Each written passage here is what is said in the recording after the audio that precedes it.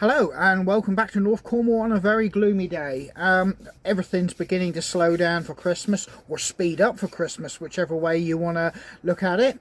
But I'm down here and I'm about to try and get my forge lighted, and I'm going to say my forge very loosely. It's just something I've knocked up together quite simply for a project I've seen on YouTube and I've wanted to do for a little while, but I've had it in the back of my mind and haven't had the time to do it.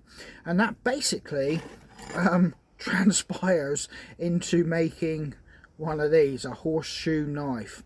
Now I've got to heat treat this one. I didn't film any of the forging and grinding and shaping of this, quite simply because it was a new craft to me and one that I'm not familiar with, so I wanted to devote all my attention. But it's turned out very well. I'm quite happy with the shape. I've managed to get a bevel of some description on it. I will clean that up further with a sharpening stone once I've done the heat treatment on this particular knife. Now, the first thing most people are going to say is it's been made from a horseshoe. So that means you're not going to have any quality of steel, and they would be correct in that. But even though you cannot achieve hardness in the same regard as carbon steel or good quality steel, you can still increase to a very slight degree the hardness on the edge. And I'm not trying to convince anybody I'm a blacksmith or I know anything about the physics and, you know, the intricate, you know, details of steel or anything like that.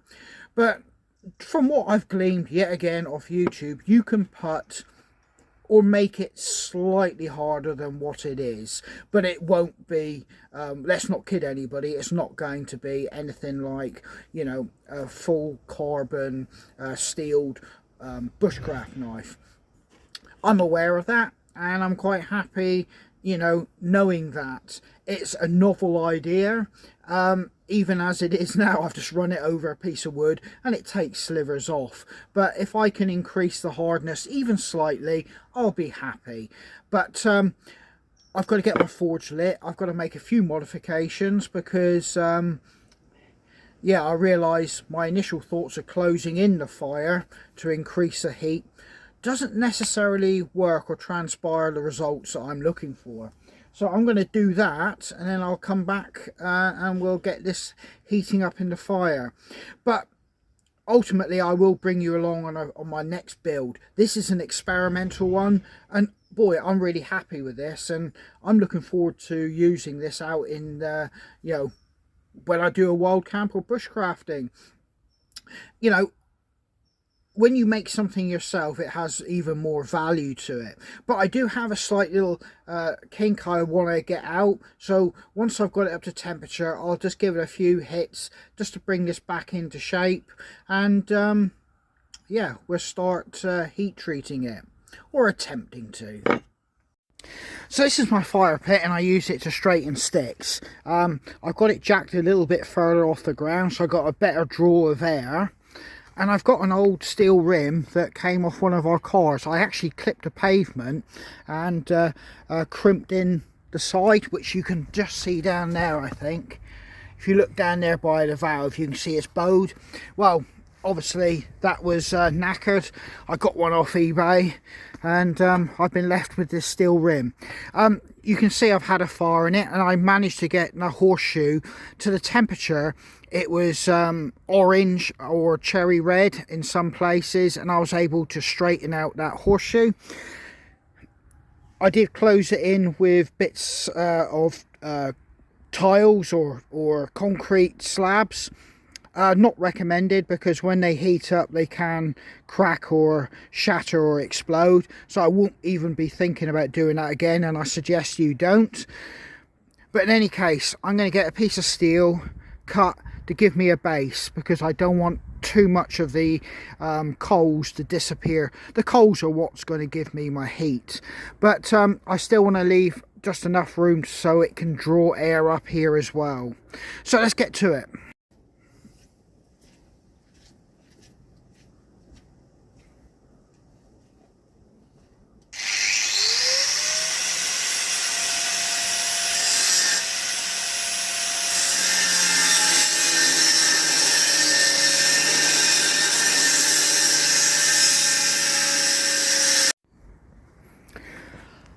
So all I've done is just created a flatbed that I don't lose most of my coals down the side, and I'll still get some airflow from around the corners. But yeah, it's secure enough and I can lay all my logs. I'm not covering it in like I explained earlier, because I did find I got the hottest burn on my coals when I was putting a blower on it, when there was a bigger surface area for it to also draw into as well. So yeah, we'll give this a go. Now I'm using my wood stove firewood. Now this is obviously not the best stuff to get the heat required to forge, but I'm working with what I got. I don't want to buy any charcoal, so yeah, this is, and it did, like I said, get my horseshoe up to the point it was glowing orange. So let's do this before the rain comes. I've just got to split some of this down a bit further.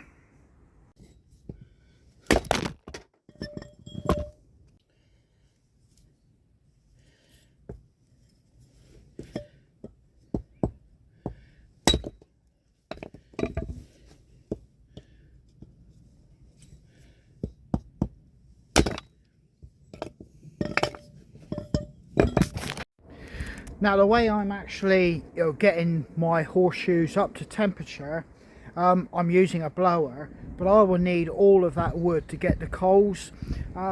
It is quite an inefficient system and way I'm doing it, but I can achieve the result. If I was doing this as a hobby or you know, trying to do it for some sort of professional manner, which I'm not, you would have to have something way more professional in how I'm doing it. But I'm working with what I've got.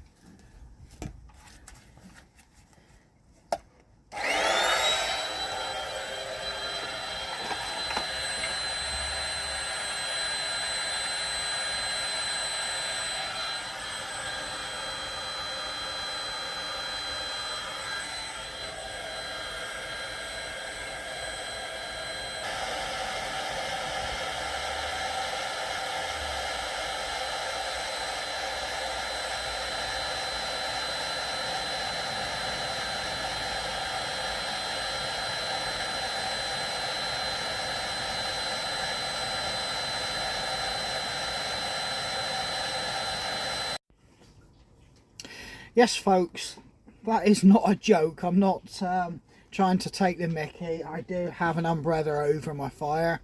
Good old Cornish weather. It's windy, it's rainy, and I do know there's an impending weather system coming in off the Atlantic tomorrow. It's going to be rough. But I just want to get this knife heat treated. I've done all the forging, like I said. I've done the hard work with the system I have. So I'm going to get it up to temperature, forge it. I'll tell you what the theory behind that is in a moment. But you can see my forge doesn't have a traditional anvil. It's this good old slab of steel here, rounded off. It just slots on a log like that, and I can pound away on it. Not ideal, but I don't want to spend no money. I'm going to let that wood burn down. While that's doing, once I've got coals, I can get the blower on it to get the heat up enough to heat the knife. But I'm drinking some coffee, and I'm just sitting down here in the woodshed like somebody who's pretty lonely and got no friends.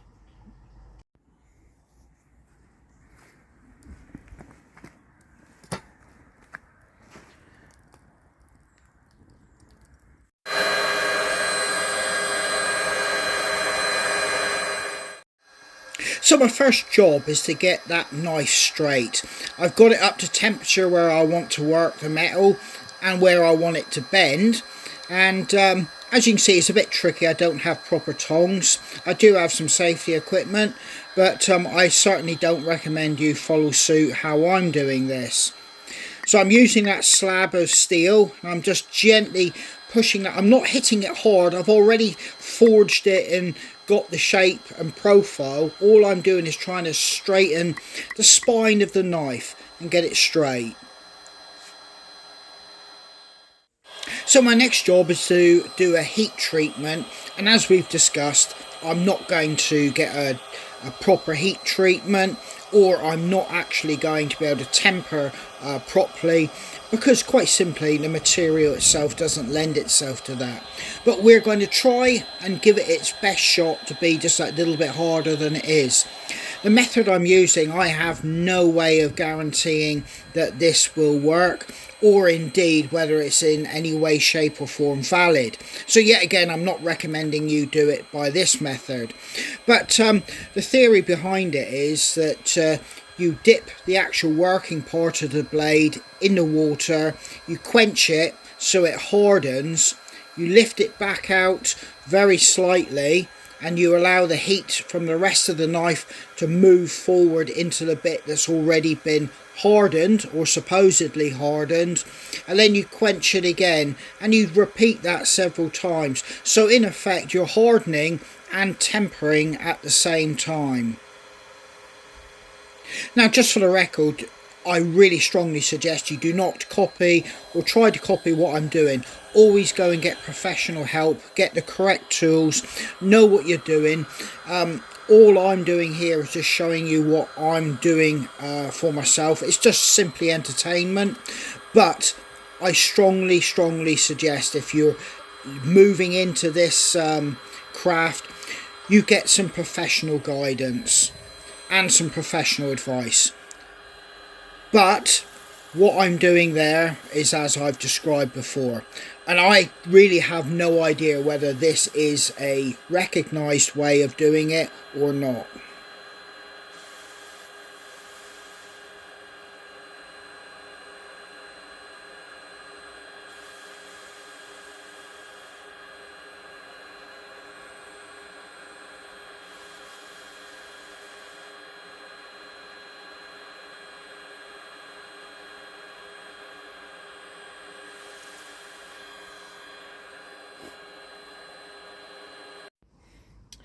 Well, that's what I've been left with, and I've got all the black scaly stuff to clean off it, and see what I've got underneath, how far I've got to polish it.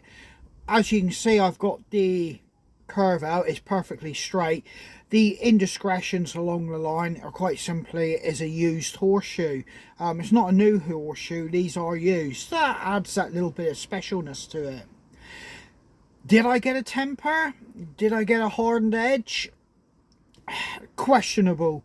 I'm having fun. I could be sat indoors on YouTube or watching TV or just dozing in the chair doing nothing, or I could do this, and I feel I haven't wasted my time. And regardless, I'm going to put an edge on it after I've cleaned it up and polished it all up again, and we'll have a little look at it then.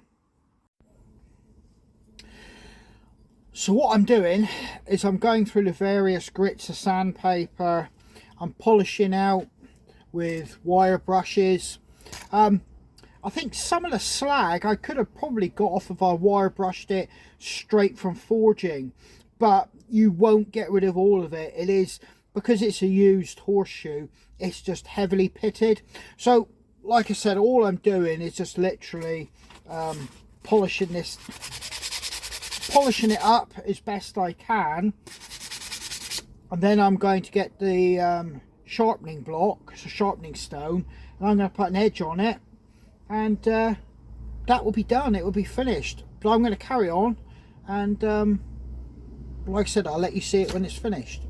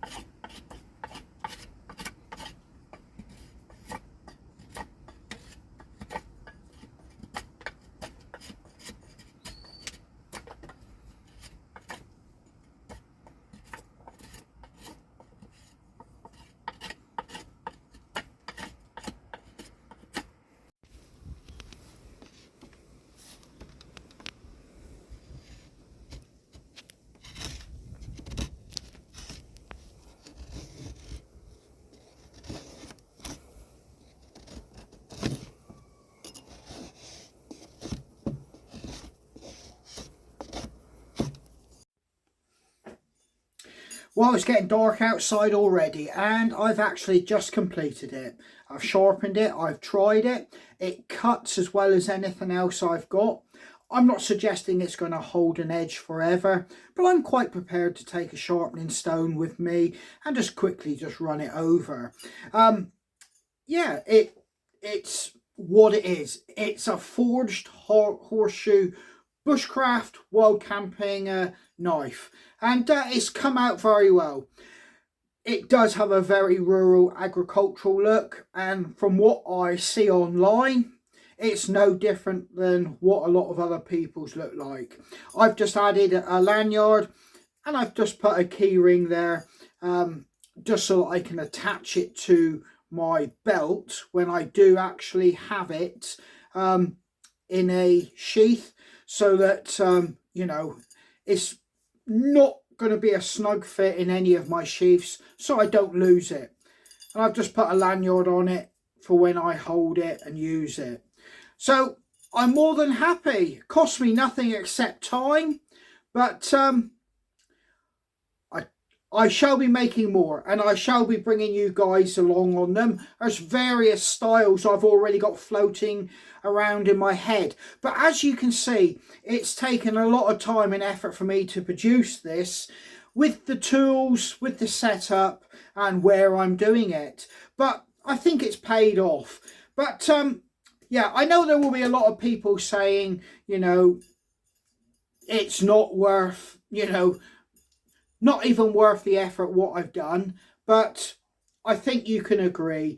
It cuts, it works, and as I've said, I shall be using this in a lot of the camps and bushcrafting that you see in the future, and I shall be playing around with some different designs, and we'll see how they work out.